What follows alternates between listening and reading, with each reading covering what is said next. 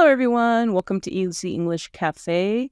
Today's common phrase of the day is bad apple. So what does this mean, bad apple? Well, a bad apple is a person who has a negative influence on others, especially in a group. Even though the group might be mostly good, one person, the bad apple, can cause trouble or set a bad example. This phrase comes from the idea that one rotten apple can spoil the rest of the apples in the basket.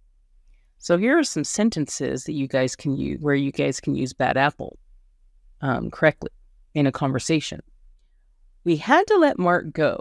He was a bad apple and kept breaking the rules. Most of the team works hard, but one bad apple can ruin the whole project. Don't judge the whole class because of one bad apple.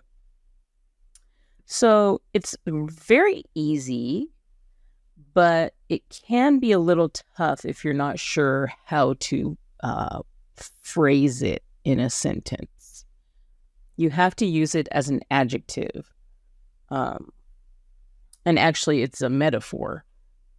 So if you're in a family and you have one person in your family who just causes problems, you would say, Mark has always been the bad apple of the family. So it's a metaphor for a person who causes problems. Give it a try. It's actually a really fun one. And we use it all the time. You can hear it in anything. TV shows, movies, everyday conversation. Like and subscribe. Thanks, guys.